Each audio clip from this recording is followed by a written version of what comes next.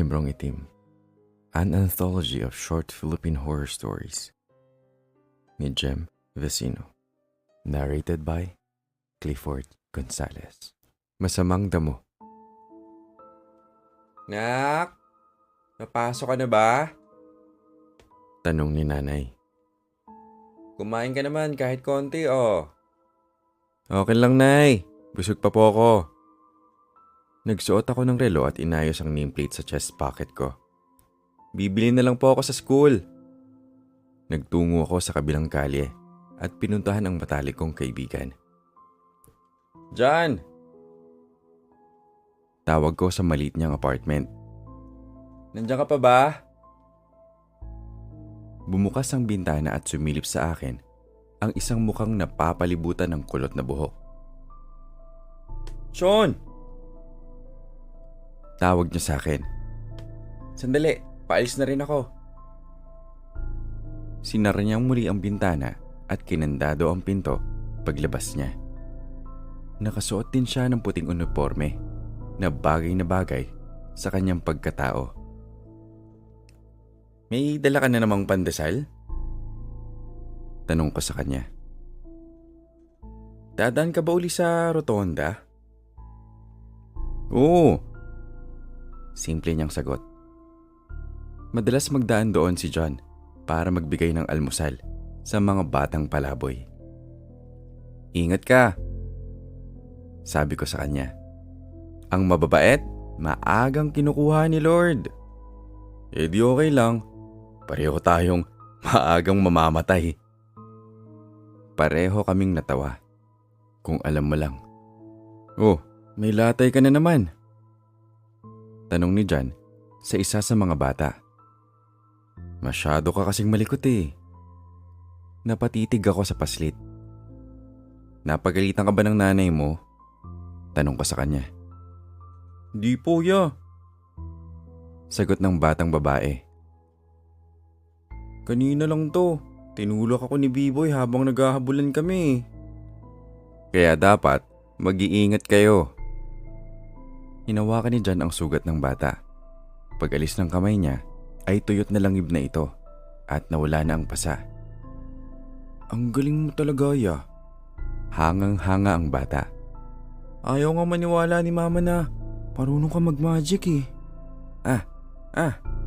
Paalala ko sa kanya. Secret lang natin to, di ba?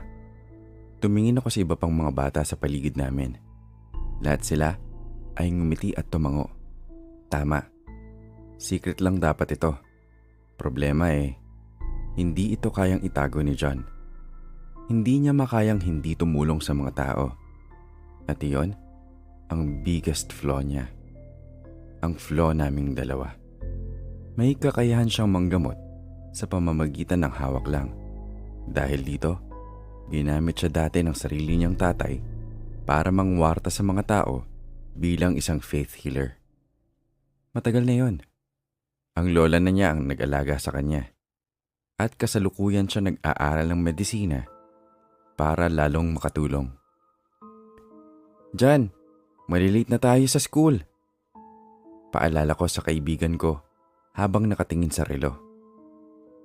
Oh, sige Pakabait kayo Kumaway siya sa mga bata. Nagkakilala kami nung first year kami pareho as pre-med students. Partners kami sa laboratory. Nag-share sa isang microscope. Nang mapaiwas ako dahil nahawakan niya ang sugat ko sa balikat. Pinagaling niya yon. Sekreto lang, sabi niya. At mula nga noon ay naging magkaibigan na kami. Sean, sabay uli tayo sa Monday sabi niya noong pagka-uwi namin ng hapon. Bye. Ngumiti ako. Gusto ko pa sana siyang makasama pero may kailangan pa akong gawin. Tulad ni John, mahilig din akong tumulong. Pero sa ibang paraan. Kung siya ay nagbibigay ng pag-asa sa nangangailangan, ako, mas gusto kong alisin ang ugat ng kasamaan bago pa sila manakit ng iba. Sumakay ako ng jeep papuntang Quezon Ave. Maraming bata dito kahit gabi. Pero hindi sila naglalaro o nanlilimos lang. May ibang pakay sila. At may mga taong pumipilit sa kanila para manatili ron. Pumasok ako sa public CR at nagpalit ng damit. Itim. Kailangan kong ibahin ang imahe ko. Lalo na delikado ang binabala ko. Bata, magkano yung sampagita? Tanong ko sa isang batang nakatayo sa ilalim ng puno. Nagtatago sa ilaw ng poste. May pagkamestisa siya. Nasa 12 anyos siguro. Matanda ang mga mata nitong tumingin sa akin bago ngumiti.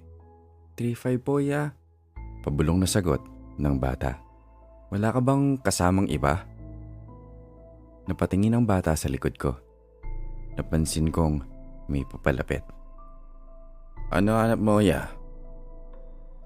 Tanong ng isang lalaking payat. Seryoso ko ba o nagtitrip ka lang? Napaatras ako. May isa pang lalaking parating. Mas malaki ang katawan. But there was no turning back.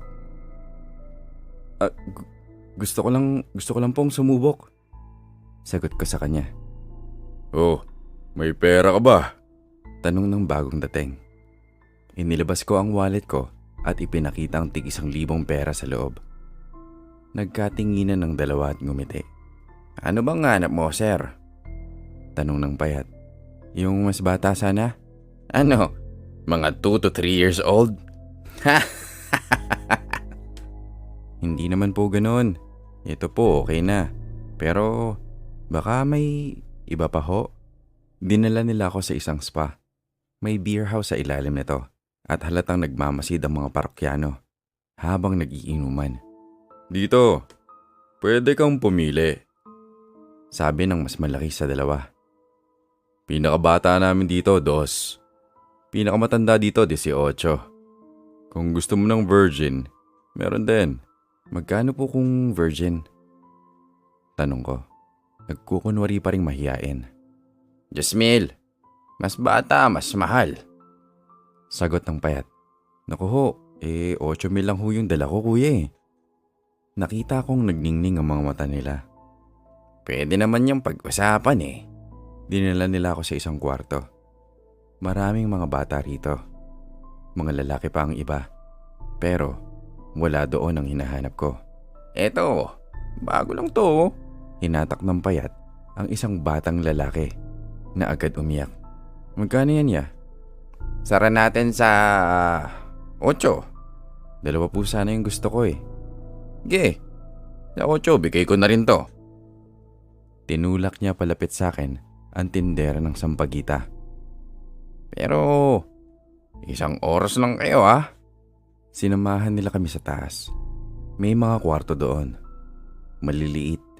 Kortina lang ang pinto. Maririnig mo ang mga ungol sa loob.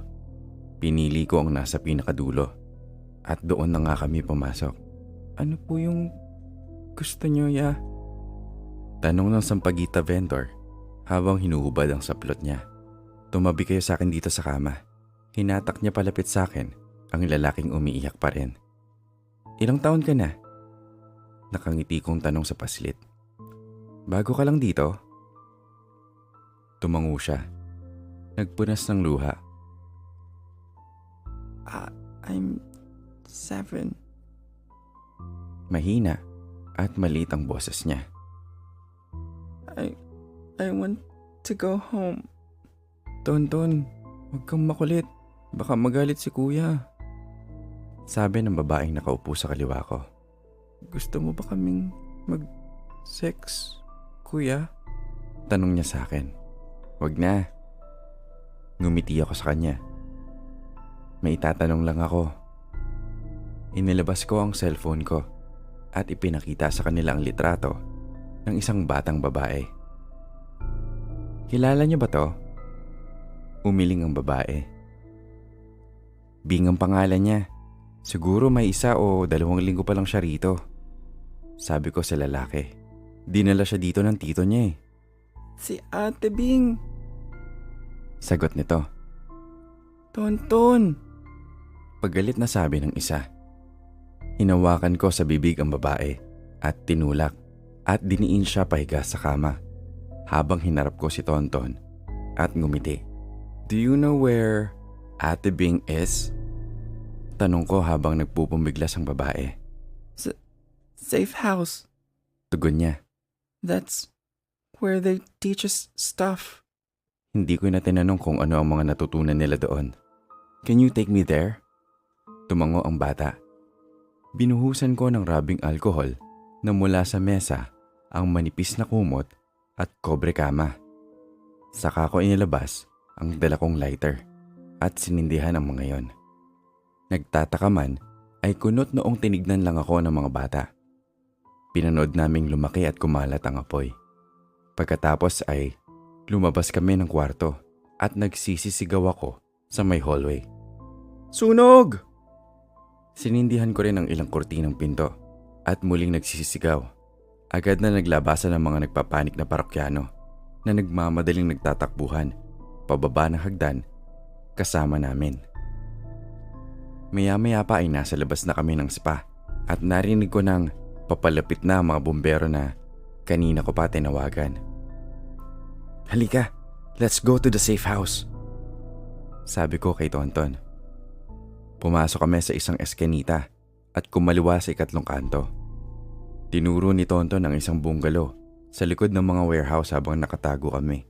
Sa likod ng mga nakaparadang truck, may mga kalalakihang lumabas mula rito na nagmamadaling sumakay sa isang puting van. Mukhang papunta sila sa nasusunog na spa. Stay here and hide. Sabi ko kay Tonton. I'll be right back. Hinawakan ko ang aking relo at kinuha ang dissecting blade na nakatago sa ilalim nito. May humarang sa akin na isang lalaking nakasando. Hoy! Sino? Mabilis kong idinaan ang blade sa kanyang leeg.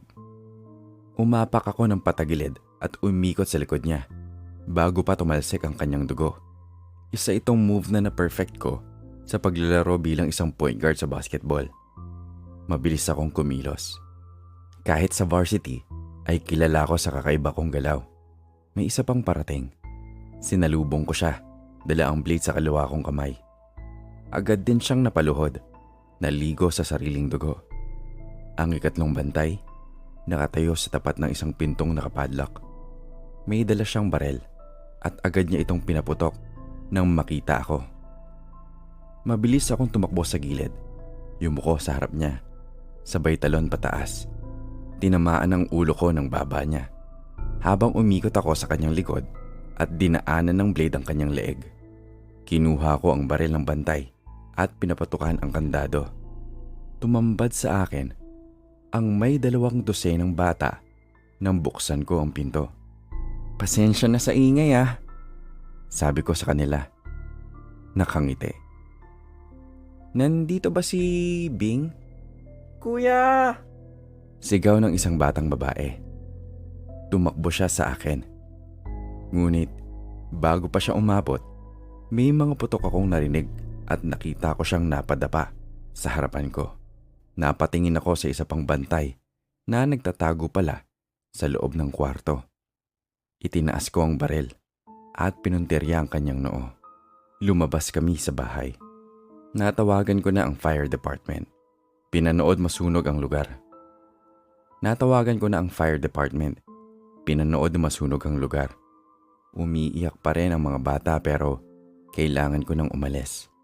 Naglakad na ako palayo, nanatili sa mga anino. Umiiwas sa ibang tao. Hawak ko ang tagiliran ko. Ayaw tumigil sa pagdurugo.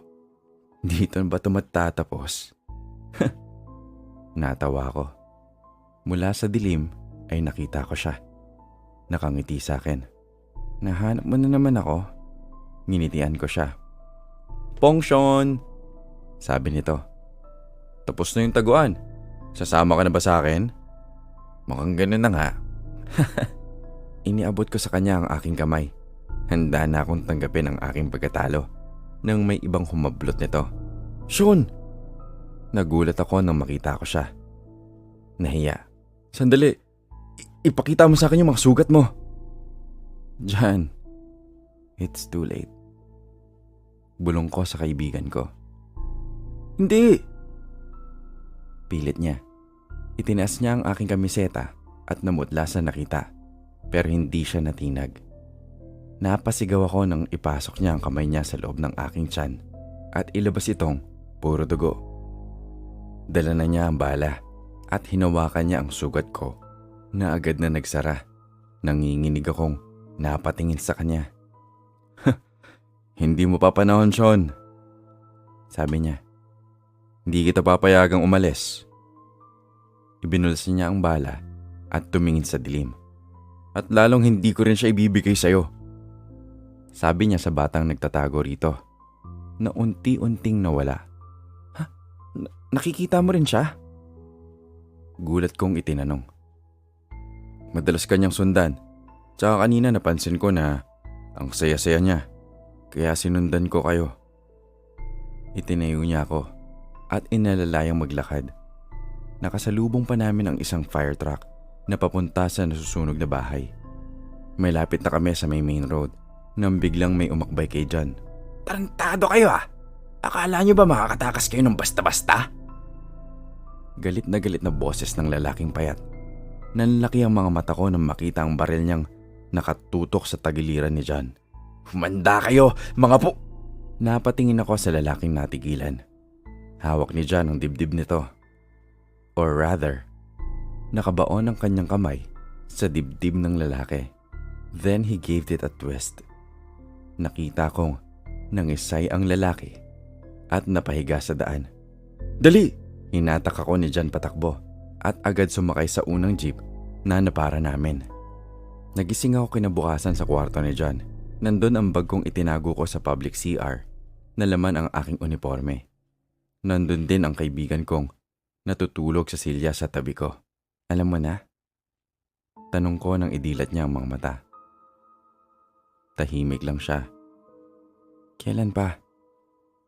Hindi siya sumagot. Let's put it this way. Sabi niya sa akin na may malungkot na ngiti.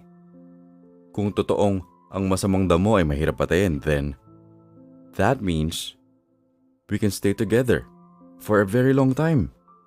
Napangiti kami pareho. I guess we had a lot in common more than I thought.